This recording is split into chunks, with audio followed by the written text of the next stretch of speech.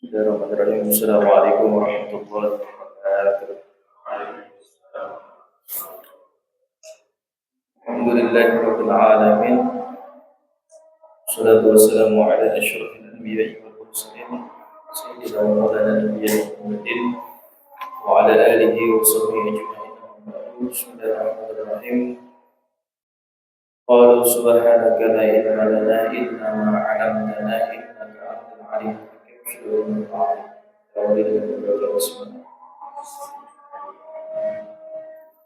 Hasbunallahu wa ni'mal wakil, ni'mal maula.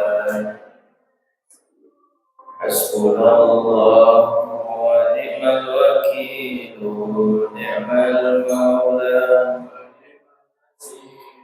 Rabbana fa'na bima 'allamtana, Rabbi 'allimna alladhi yanfa'una, Rabbi faqihna faqihna wa qarabatin lana fi dinina.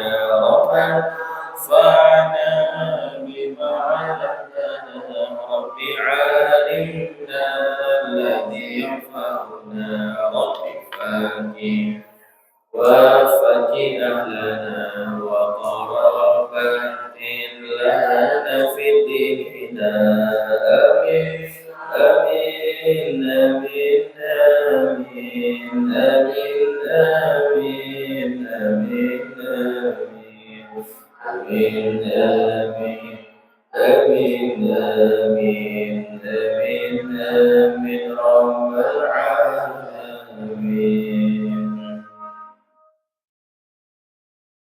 اللهم صل على سيدنا محمد طب القلوب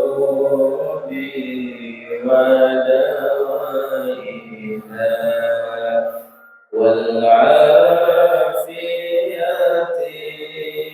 الأبدان وشفائها ونور الأبصار وضيائها وعلى آله وصحبه وسلم. اللهم صل على سيدنا محمد طب القلوب ودوائها والعافية الأبدان وشفائها ونور الأبصار وضيائها وعلى آله وصحبه وسلم. اللهم صل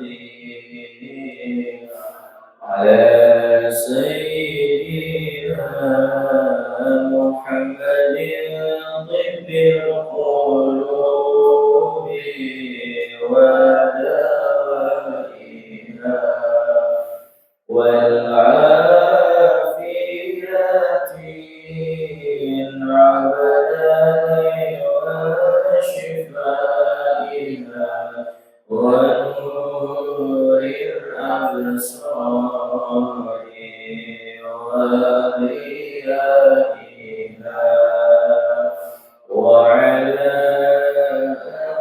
آله وصحبه وسلم. Ya, assalamualaikum.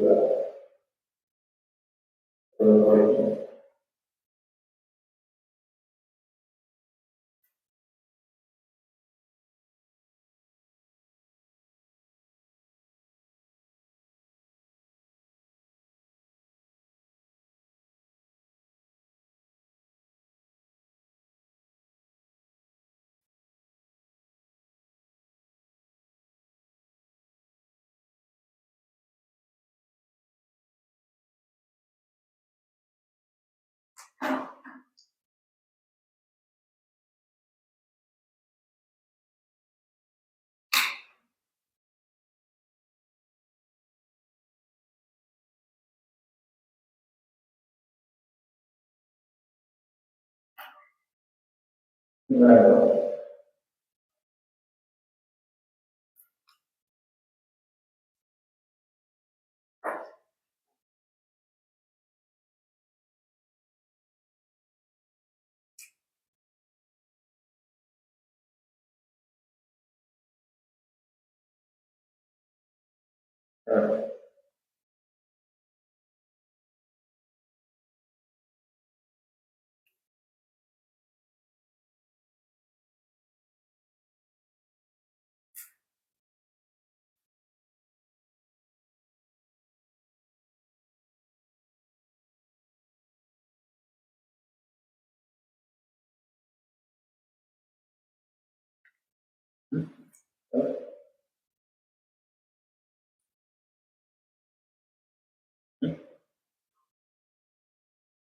Gimana ya?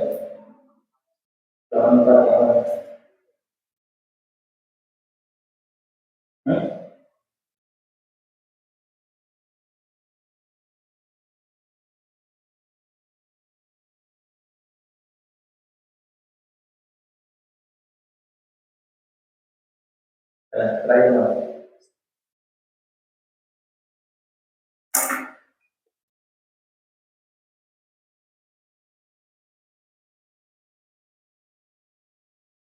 Oh, asyara itu sebenarnya 84 yang di atas wa asyara itu sebenarnya min al-ismi rabi di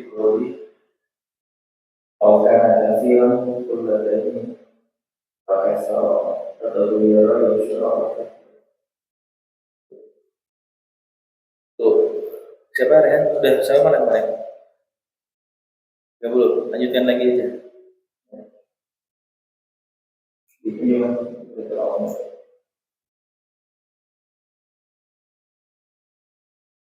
Dan 4 wa asyara ismifan. Dua garis dari atas, garis kedua dari atas di pertengahan kiri. Wa asyara ismifan. Bismillahirrahmanirrahim. Qala al-musannif قال المؤلف رحمه الله تعالى ونفعنا به وبعلومه في الكتاب والآيات وأشار لقسم ثاني من القسم ربك بقوله أو كان كثيرا قلتين فأكثر فتغير يسيرا أو كثيرا وقلتان خمسمائة رطل بغدادي بالبغدادي تقريبا في الأصل وأشار لإثم ثاني وأشار dan asyara itu memberikan penjelasan atau memberikan semacam uraian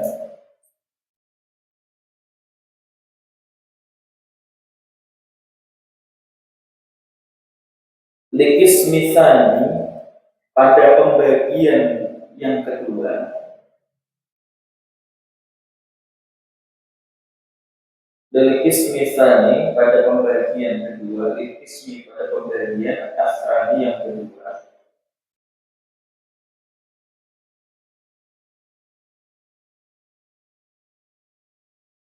Minal kismi romi dari minal kismi dari pembagian ar-rabi yang keempat.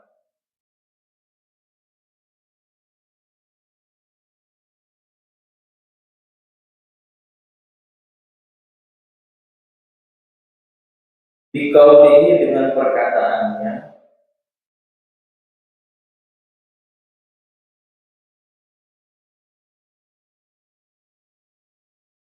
Biqaulihi dengan perkataannya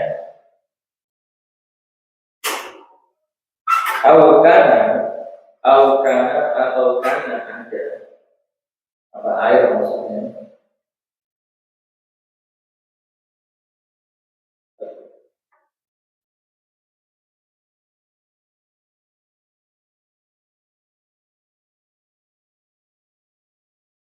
Katsiran yang banyak.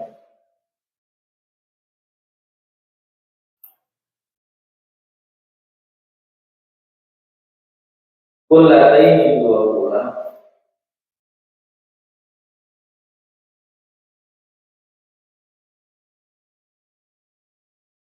Fa'atsaro atau lebih.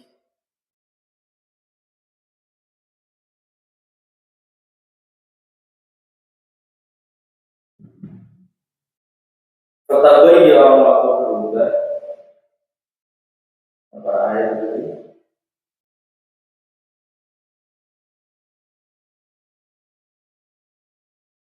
Yasiran atau kasihan. Yasiran sedikit.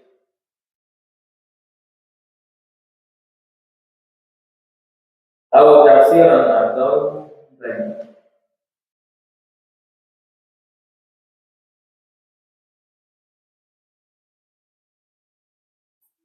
Wa qullatani dan dua pula.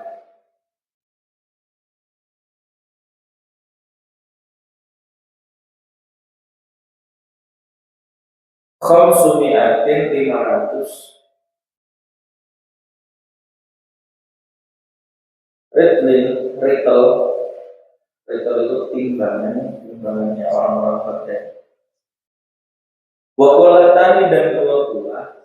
Khamsumi'atin 500 ritel bil Baghdadi dengan timbangan Baghdad. Bil Baghdadi dengan timbangan Baghdad.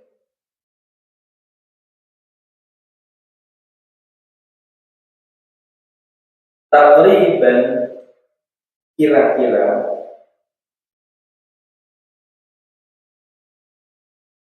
fil ashar dalam pendapat ashar.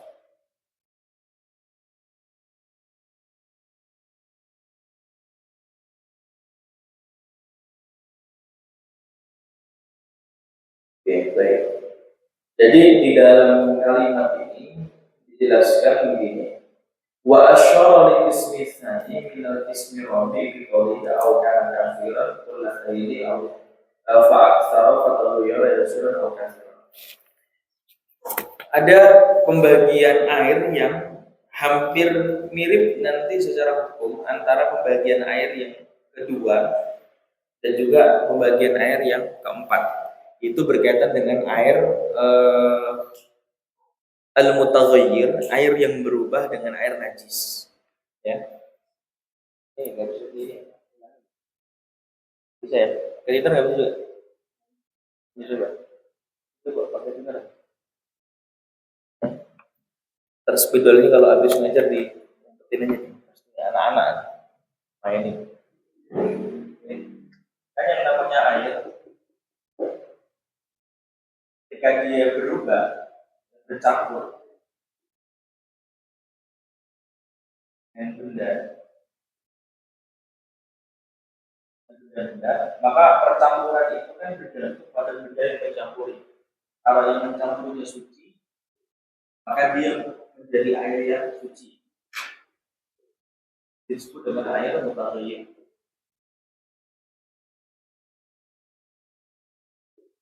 Kalau dia bercampur dengan najis, maka dia menjadi najis. Disebut dengan air najis. Oke. Dalam dua persoalan ini, air suci dan air najis, itu ada kesamaan, ada sedikit kesamaan hukum. Apa kesamaannya? Yaitu berkaitan dengan masalah satu benda yang mencampur.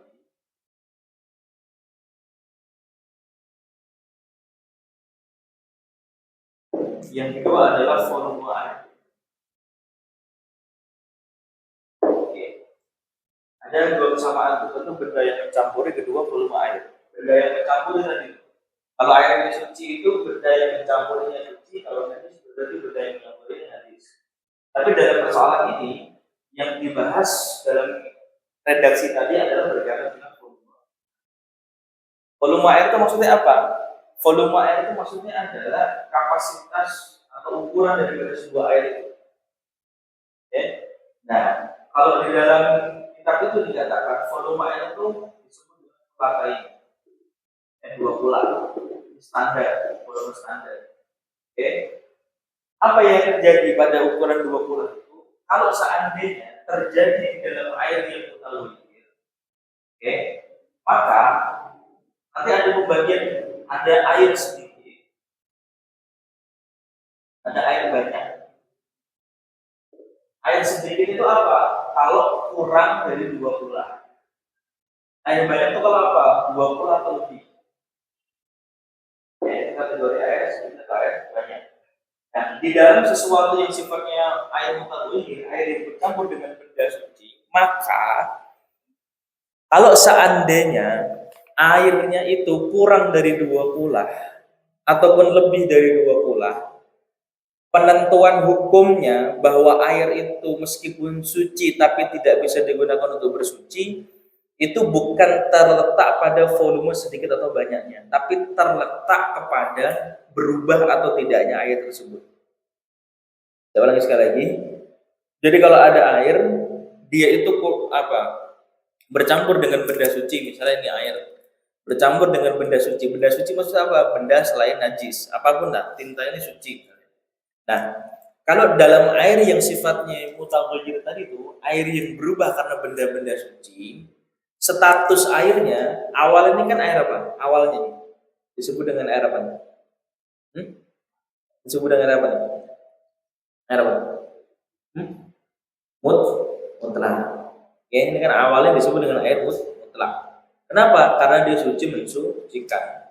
Kenapa disebut dengan air mutlak? Oh, gampang. Salah satu sifatnya tidak berubah, baik dari sisi warna, bau maupun rasa. Nah, lalu kemudian air mutlak ini ketika bercampur dengan sebuah benda, bercampur itu maksudnya cemplungin ke sini, ya. Maka ketika dia bercampur dengan sebuah benda, maka bendanya itu apa? Nanti menjadikan status airnya ini berbeda. Kalau bendanya suci yang mencampuri air ini, maka tetap menjadi air suci. Tapi kalau najis jadi air najis. Nah, kalau ini bercampur dengan benda suci, tetap airnya suci. Tetapi tidak sah digunakan untuk toharo. Kenapa? Karena statusnya air mutaghayir. Nah, tapi dalam urusan air mutaghayir itu, air yang bercampur dengan benda-benda yang suci, volume air itu nggak menentukan. Beda sama najis. Kalau air najis, dia ada kriteria volumenya. Kalau kurang dari 20, kena najis, berubah nggak berubah tuh air tetap najis. Kalau kurang dari 20. Tapi kalau lebih dari 20 dilihat berubah atau tidak airnya. Kalau berubah najis, kalau enggak. Tapi kalau dalam urusan air mutaghayir itu nggak ada volume itu. Mau airnya sedikit, mau airnya banyak, maka dilihat dari perubahannya. Jelas nggak bedanya? Kalau air najis ada standar volume airnya. Kalau airnya kurang dari 20, dia kecampur maka menjadi najis meskipun nggak berubah. Tapi kalau dia lebih dari 20 kena najis, kalau nggak berubah airnya maka tidak najis. Itu kalau dalam kategori air najis. Tapi kalau dalam kategori air mutaghayir, volume itu nggak menentukan. Dia mau sedikit kurang dari 20 atau banyak lebih dari 20, maka yang dilihat adalah perubahannya. Berubah nggak tuh airnya? Maksudnya begitu. Ya, ini kan rada mirip nih kesamaannya nih. Ya, nanti seperti itu. Yang makanya dikatakan tadi itu wa asyara li qismi tsani minal qismi rabi bi qauli au kana katsiran qallatain. Oke, itu seperti itu. Nah, lalu di sini ada penjelasan apa? Wa qullatani khamsu mi'atin ritrin bil Baghdadi takriban fil asah. 2 kula itu adalah ukurannya 500 ritel. 500 ritel Baghdad. Ya. 2 kula bagaimana dengan hadis Nabi? Ya, idza balagha ma'ul ini lamanya khabasa. Kalau air sudah sampai 2 kula maka tidak mengandung yang namanya najis. Nah, lalu berapa 2 kula ini? Itu dikatakan 2 kula 500 ritel. Ya, 500 ritel Baghdad. Baghdad ini nama tempat ya. Timbangannya orang-orang Baghdad. Nah, di dalam persoalan timbangan ini nanti masing-masing mazhab itu punya beda-beda ukurannya. Ya. Misalkan dalam timbangan zakat aja kan beda-beda tuh. Ya, dalam nisab zakat emas misalnya. Nisab zakat emas itu kan berapa? 200 dirham. Apa 200 dinar? Iya, 200 dirham dan juga 20 dinar. 20 dinar ini kan beda-beda. Kalau melihat dalam mazhab Syafi'i, kemudian Maliki dan juga Hambali, 20 dinar ini kan setara 77, sekian gram. Kalau Abu Hanifah ya, itu 20 dinar ini sekitar 107, sekian gram. Kalau Syawah Bah Zuhaili, ini dipakai di Indonesia, itu 85 gram. Dari situ saja sudah beda-beda. Kenapa? Karena masing-masing punya ukurannya. Dalam arti ketika dikonversikan beda-beda. Timbangan orang Indonesia dengan timbangan orang Arab beda. Gitu kan? Iya. Maka ketika dikonversikan beda-beda. Sama, kulata ini 2 kula. Itu dalam timbangannya orang Baghdad itu 500 ritel. Tetapi 500 ritel itu kalau kata Imam Syafi'i adalah takriban, dia hanya perkiraan saja, bukan ukuran pasti. Karena ketika nanti dikatakan ukuran pasti, nanti ada konsekuensinya. Apa konsekuensinya nanti kita bahas. Tapi kita dudukan dulu, berapa sih 500 ritel itu? Kan gitu. Nah, kalau dalam kitab Kifayatul Akhyar itu ada sebuah riwayat, ya, itu di mana dalam riwayat itu dikatakan Ibnu Jurayj itu pernah melihat timbangannya orang-orang Hajar atau yang disebut dengan Kila'ul Hajar. Dan di sini dikatakan begini. Qala Ibnu Jurayj, ra'aitu Kila'al Hajarin wa kullatu tasa'u qurbataini au qurbataini wa syai'a. Kan kata Nabi begini, yang namanya 2 kulah itu adalah idza balagal ma'u qullatani bi kila'i hajar lam yunajjisuhu syai'un. Kata Nabi, kalau seseorang punya airnya itu 2 kulah. 2 kulah itu bi kila'in hajar. Kila itu apa sih? Kila itu tempat air yang terbuat dari tanah liat atau kalau bahasa kita nama gentong. Nah, gentong orang-orang Hajar itu orang-orang sekitaran Mekah, Madinah. Itu mereka tuh punya tradisi naruh air dalam gentong. Nah, gentongnya itu ukurannya sama semua tuh. Nah, gentongnya itu adalah ukuran mampu menampung air sebanyak 2 kulah. Maka standar 2 kulah di sini kalau kata Ibnu Jurayj adalah ra'aitu kila'al hajar wa kullatu tasa'u qurbataini. Saya pernah melihat tuh gentongnya orang-orang Hajar. Gentongnya orang-orang Hajar itu adalah standar 2 kulah kata Nabi. Jadi kalau mau lihat standarnya 2 kulah tuh lihat aja orang-orang Hajar tadi nyimpan air dalam gentong tadi itu. Nah, lalu Ibnu Jurayj mengatakan, saya pernah tuh melihat tuh gentongnya orang Hajar. Nah, gentongnya orang Hajar itu wa kullatu tasa'u qurbataini. 1 kila itu mampu menampung 2 kirbah. Kirbah itu apa? Kirbah itu adalah kantong air yang terbuat dari kulit kambing. Itu namanya kirbah. Jadi kalau zaman dulu nggak ada namanya tumbler, itu nggak ada. Tumblernya terbuat dari kulit kambing. Ya, itu namanya kirbah. Ya, jadi 1 kila itu sekitar 2 kirbah. Au kirbataini wa syai'a. Atau 2 kirbah setengah lebih. Ya, jadi 2 kula ini kila'in hajar, itu sekitar 1 kulahnya adalah 2 kirbah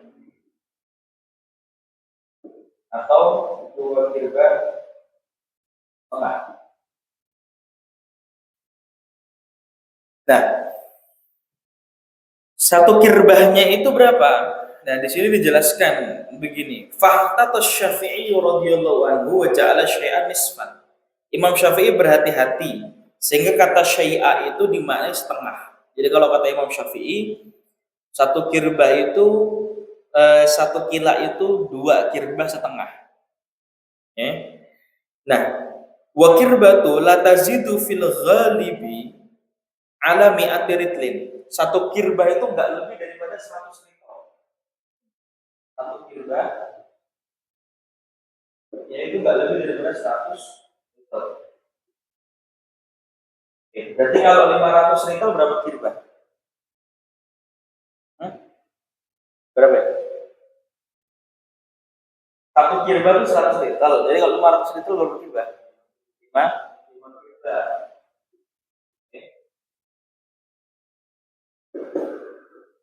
Nah, berarti satu kirbahnya 100 ritel, kalau gitu 500 ritel berarti 5 kirbah. Nah, itu timbangan menurut orang-orang Baghdad. Ya. Nah, oleh karena itu, maka yang namanya 2 pula itu 500 ritel. Kalau satu ritelnya itu adalah 100 liter satu kirbah, berarti kan 2 pula itu 500 2 pula itu berarti 5 kirbah. Ya. Nah, berapa literannya? Literannya itu kalau Syababah Zuhairi mengatakan 270 liter. Oke, 270 liter. Itu secara literan. Ya. Nah, yang jadi pertanyaannya begini. Imam Syafi'i ini kan di sini mengatakan takriban, secara kira-kira. Apa konsekuensi hukum daripada kata kira-kira itu? Konsekuensinya begini. Kalau seandainya 2 pula itu pasti itu artinya betul-betul memang 500 ritel, maka konsekuensinya kalau kurang dikit aja tidak disebut sebagai air 2 pula.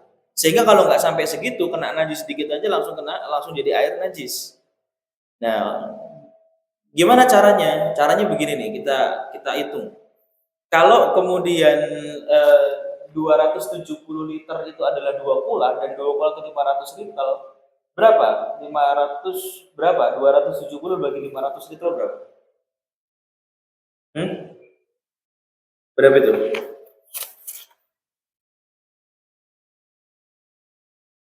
Hmm? 400 bagi 270 bagi 500.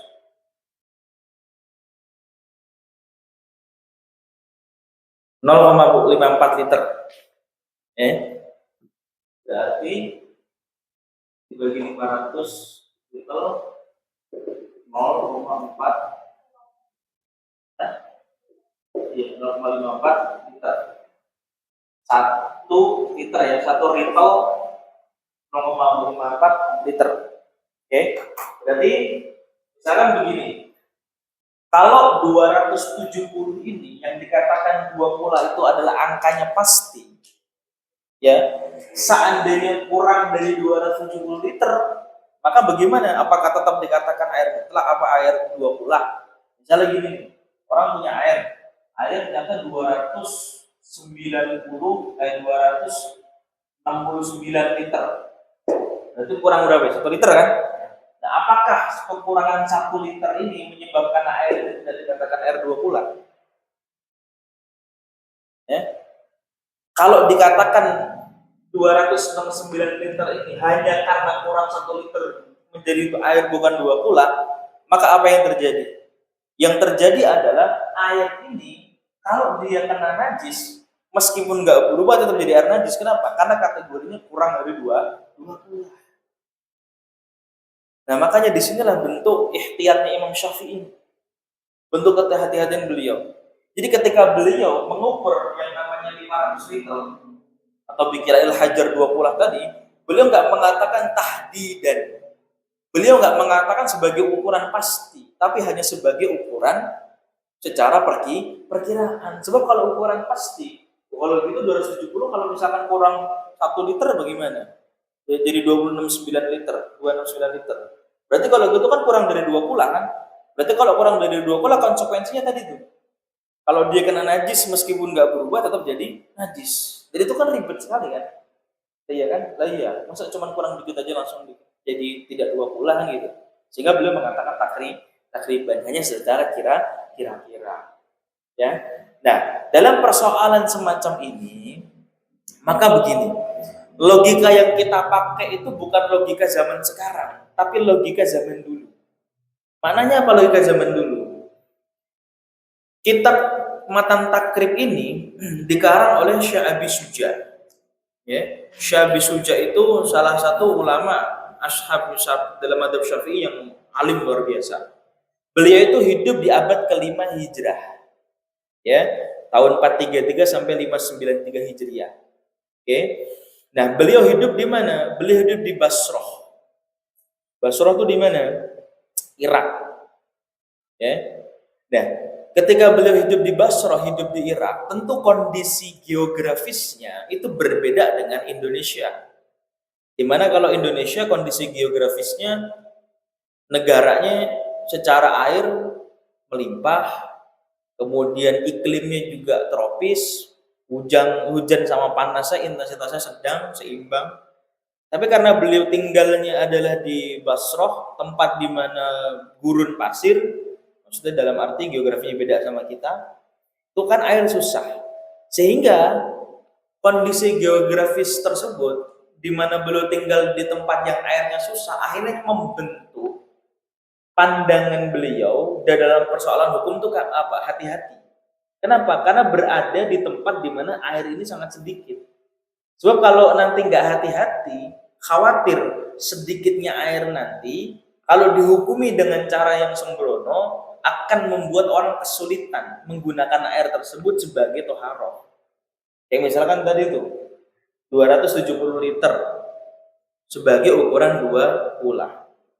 Kalau itu adalah angka yang pasti, maka berkurang 1 liter aja kan berarti tidak 2 kula dong, kan gitu. Tapi pertanyaannya adalah, apakah berkurangnya cuma 1 liter langsung kita katakan bukan air 2 kula? Kalau gitu kan ribet sekali itu. Kalau kita mah gampang kan, kita punya air, sebak mandi, kejatuhan najis sedikit aja misalnya, bangkai cicak, apa yang terjadi? Kita buang tuh airnya kan gitu. Kita kuras tuh airnya. Kenapa? Air melimpah. Tapi kalau bagi orang dulu, Syekh Abu Syuja misalnya tinggal di Basrah di abad ke-5 kan nggak seperti itu kondisi geografisnya kan. Saya ketika punya air kejatuhan najis sedikit aja pasti kan apa? Sayang kan kalau dibuang kan, ya mubazir tuh airnya itu kan nyarinya susah. Sehingga beliau meletakkan kehati-hatian di situ. Ya, nah, makanya takriban laisa tahdidan. Ya, itu ukuran kira-kira bukan ukuran kepastian. Maknanya begitu. Okay. Nah, maka sering sekali saya katakan bahwa kita ini ketika mengkaji fikih, kitab kuning semacam ini, maka kita tuh harus mampu membaca fikih dalam konteks kekinian. Kita harus mampu membaca fikih dalam konteks zaman sekarang. Kenapa? Sebab begini, ketika fikih ini adalah produk ijtihad, produk pemikirannya manusia, ijtihadul basyariyah, maka yang namanya produk pemikiran itu seringkali biasanya seiring berjalannya waktu, kadang-kadang produk pemikiran itu suka nggak relevan. Ambil contoh misalnya dalam kitab fikih. Nanti kita belajar di dalam masalah bab-bab tertentu ada yang namanya budak. Ketika bahas masalah budak nanti klasifikasinya banyak tuh, ada budak mukotob segala macam itu. Ya. Pertanyaannya adalah, apakah relevan zaman sekarang membahas budak sampai detail seperti itu? Kan tidak. Kenapa? Zaman sekarang sudah tidak ada budak. Yang kedua, nanti dalam bab masalah hukum, ya, ada yang namanya jizyah. Jizyah itu apa? Jizyah itu adalah semacam pungutan yang ditarik dari orang-orang kafir dhimmi, orang-orang kafir yang berada dalam perlindungan kaum muslimin. Mereka ditarikin jizyah, semacam iuran lah. Sebab ada ganti keamanan yang harus mereka berikan. Nah, pertanyaannya zaman sekarang, apakah itu relevan? Tidak kan? Sebab kita berada di negeri yang sudah berdaulat, ya, di dalam negeri yang kalau bahasa kitanya darul ahdi wa syahadah, Indonesia ini, sehingga kita nggak mungkin kita punya tetangga orang non muslim, orang kafir lalu kita mintain jizyah, nggak mungkin. Kenapa? Oh, ini kita fikihnya ada nih. Nggak mungkin. Kenapa? Sebab hukum itu sudah tidak relevan. Nah, maksudnya begitu. Kita itu ketika membaca kitab-kitab fikih semacam ini harus punya kemampuan untuk membaca fikih ini di dalam realita kekinian.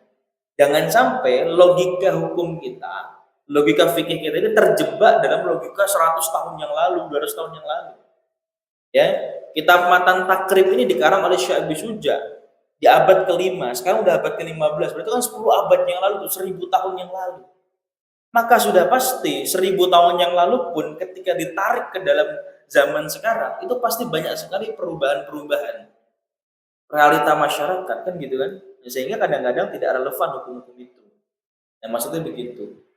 Dengan tanpa kita menganggap bahwa kitab kuning ini produk kejumudan, kitab kuning ini produk membuat umat Islam nggak maju-maju. Enggak, salah. Salah perkataannya demikian. Sebab di satu sisi tetap kita punya tugas untuk al-muhafadzah. Ya, ada sebuah